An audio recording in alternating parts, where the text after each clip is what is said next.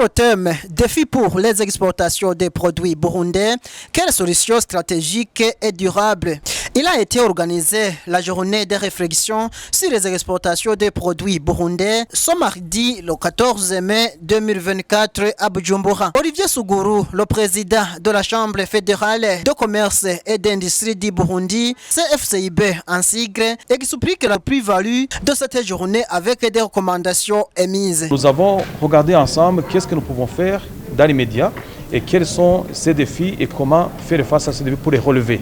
Alors je suis confiant que cette réunion sera un cadre qui va booster les exportations et c'est pour ça que même nous avons confié aussi parmi nos partenaires des pays voisins, notamment la Chambre, la Chambre de commerce du Congo, FEC, qui sont venus ici pour regarder ensemble avec nous quels sont les problèmes qui hantent le secteur et des opérateurs économiques du Congo pour qu'ils puissent vraiment être facilités et afin qu'ils puissent importer au Burundi, exporter sans qu'il y ait beaucoup de défis.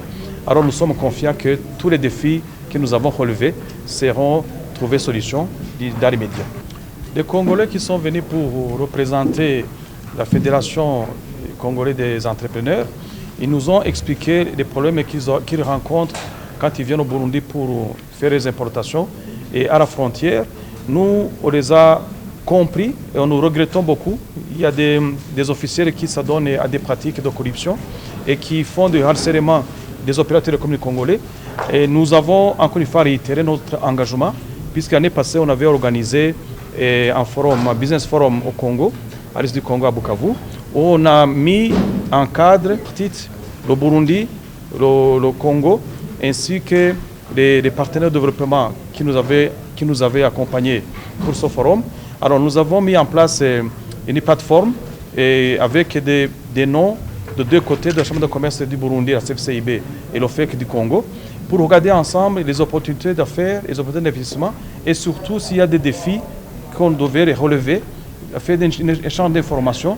Alors aujourd'hui, on a recommandé, nous avons demandé à l'autorité du ministère du Commerce et à la comité de ses attributions de nous donner aussi les noms de certaines personnes qui feraient partie de cette plateforme afin de regarder ensemble en temps utile s'il y a des défis, encore une fois, s'il y a des obstacles au commerce avec le pays voisin, le Congo, de trouver des solutions sans qu'il y ait encore une fois des retards.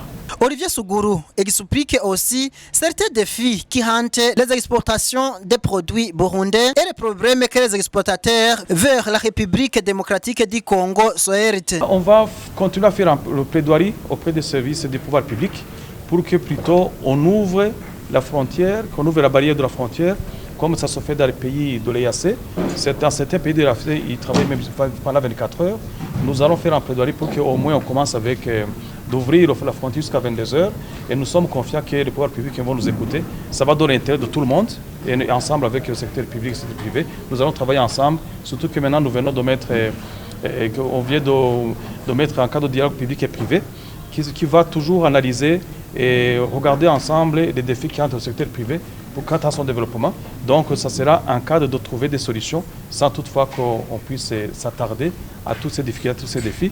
Et nous sommes confiants que tout va changer. Le manque d'énergie en quantité et en qualité, c'est une réalité dans notre pays. Mais on est en train de discuter avec le ministère de l'Énergie et des Mines, ainsi que la direction générale de la Régie des Eaux, pour qu'on puisse regarder ensemble ce qu'ils ont promis, qu'il y aura une amélioration. Et ils nous ont donné le programme avec le mois de mai. Alors aujourd'hui, c'est sûr que cette question est revenue sur la table de discussion. Et nous allons encore une fois faire une séance de travail ensemble avec cette institution et voir ensemble qu'est-ce qui peut être fait, comment est-ce que nous pouvons relever ce défi en rapport avec l'énergie, puisque comme vous le savez, le poumon pour l'industrialisation, c'est l'énergie. Sans énergie, on ne peut pas produire. Et sans la production, on ne peut pas exporter pour gagner des devises. Donc on est toujours en discussion avec eux. Mais la promesse qui a été tenue, nous allons regarder ensemble, faire une évaluation pour voir qu'avec le mois de mai, la situation va changer. Catherine Bouchoumi, directrice des affaires institutionnelles à la Brahoudi, explique qu'il y a des avantages de l'exploitation car ça facilite l'écoulement des produits sur le marché extérieur. Pour elle, une bière vendue à l'extérieur permet la production de 3 bières au niveau national. Aujourd'hui, nous exportons, en temps normal, je veux dire, nous exportons en moyenne 3% de notre volume vers la sous-région. Pour la Brarodi, l'avantage de l'exportation est à deux niveaux. Le premier avantage, c'est que l'exportation nous permet d'avoir des devises pour financer une partie de la production nationale. La deuxième partie, c'est que c'est de la fierté nationale. Pouvoir exporter vers la sous-région un produit phare d'une industrie qui est au Burundi depuis 1955, c'est une fierté nationale. Nous avons dit qu'une bière exportée nous permet de produire en moyenne 3 bières au niveau national, parce que quand nous vendons dans les pays limitrophes, c'est un prix différent et en plus c'est en devises. Ce sont ces devises qui reviennent au Burundi et que nous allons utiliser pour acheter des matières premières. Ces matières premières sont utilisées aussi bien pour la production locale que la production exportée. Pour la Brarodi, le marché d'exportation dans la sous-région est ouvert malgré certains défis, à savoir le manque de guichets uniques, les barrières non tarifaires et bien d'autres, comme l'indique Catherine Bouchoumi. Au niveau de l'exportation, nous avons des contraintes à différents niveaux. La première contrainte que nous rencontrons pour le moment, c'est une contrainte légale dans le pays où nous exportons la majorité de nos produits, à savoir la RDC. Et en RDC, il y a un arrêté ministériel qui est édicté par le ministère du Commerce et qui interdit temporairement l'importation des bières et des boissons gazeuses. Et cet arrêté est produit chaque année et ça ralentit constamment nos productions sur une période de 3 mois, le temps que nos distributeurs puissent demander des dérogations. Et ces dérogations sont toujours données difficilement et à un prix très élevé. Nous avons cherché d'autres marchés, à savoir le Rwanda, la Tanzanie, et nous avons commencé à exporter un tout petit peu. Mais toutefois, nous rencontrons des barrières non tarifaires parce que ce sont des produits de l'EAC. Et nous rencontrons des barrières non tarifaires parce que, par exemple, au Rwanda, nous avons essayé d'exporter la boque avant la fermeture des frontières.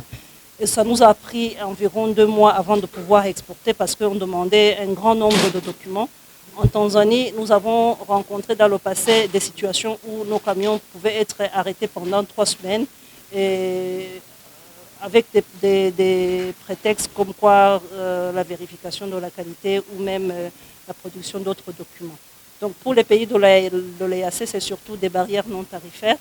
Et pour les pays non membres de l'EAC, comme la RDC, c'est l'arrêté que j'ai mentionné, mais également un très grand nombre de taxes qui varient et qui alourdit les importateurs de nos produits. Il y a déjà des instruments qui existent. Il y a en fait une plateforme qui s'occupe des barrières non tarifaires au Burundi, mais qui n'est pas connue des exportateurs. C'est une plateforme qui existe au niveau de l'EAC où lorsqu'un exportateur rencontre un problème, il y a des numéros, des points focaux dans différents pays et des numéros qu'on peut appeler. Mais cette plateforme n'est pas connue par les exportateurs et donc n'est pas du tout utilisée. Donc le gouvernement peut nous soutenir en mettant en place un guichet unique pour l'exportation, c'est-à-dire un endroit où on va trouver toutes les informations et également où on peut faire toutes les formalités pour pouvoir exporter. Ça nous permettra de sauver du temps, ça nous permettra également de pouvoir augmenter notre rythme d'exportation. Vous saurez que cette journée de réflexion sur les exportations des produits burundais est organisée par la CFCIB en collaboration avec le Trademark Africa, le ministère du Commerce, de l'Industrie et du Tourisme, l'Association des industriels au Burundi ainsi que l'Agence de développement au Burundi.